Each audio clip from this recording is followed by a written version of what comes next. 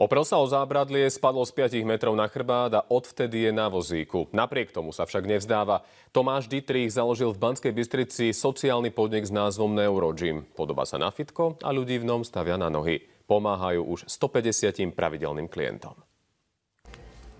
Keď prvýkrát vstúpite do Neurogymu, zdá sa, ako by ste sa ocitli v bežnom fitku. Postupne ale zistíte, že tam prichádzajú ľudia na vozíku alebo s barlami.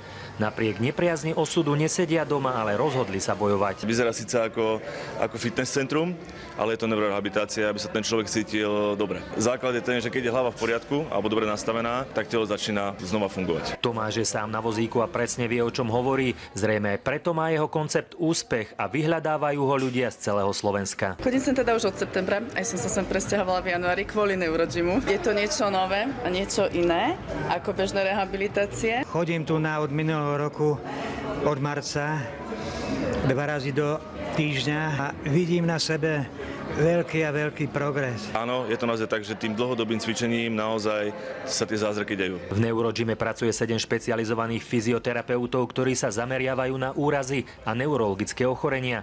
Táto klietka im pomáha precvičiť partie, ktoré nezvládnu sami. Odstránime napríklad gravitáciu a veci, ktoré vlastne zabraňujú danému pohybu a v tom už cvičíme a posilujeme sval, ktorý je oslabený. Po rozcvičení či stretchingu ich doslova stavajú na nohy, hoci mnohí si tie svoje stále necítia. Pre nich je ten stoj dôležitý aj z hľadiska osteoporózy a podobných vecí, ďalších ochorení, ktoré im to prináša, ale je to dôležité aj skrz psychického zdravia toho človeka, že majú zase ten pocit, že viem aj stáť. Čo robíme, čo je to najviac, je to, že staviame ľudí opäť na nohy. Ich cieľom je vrácať ľuďom zmysel života. Tvrdia, že mali úraz chrbtice, nie hlavy. Sociálny podnik bola varianta, ktorá nám pomáha nielen mne, ale vlastne ľuďom, ktorí sa nevedeli dostať naspäť do toho pracovného režimu, pretože mali úraz. Toto je priestor, ktorý im dokáže znova poskytnúť tú možnosť sa dostať do normálneho pracovného života. Sa tu nám môžu cítiť ako bežní ľudia, že sme kamarátsky, srandujeme, že sa to neberie až tak úplne vážne. Všade som vlastne videl a vnímal to, že ten človek bol keby stále pacient. Už som nechcel byť pacientom. Chcel som byť normálny človek, ktorý chodí síce rehabilitovať, ale cíti sa ako normálny človek. Z tohto miesta chcem pozdraviť moju zlatú manželku Majku.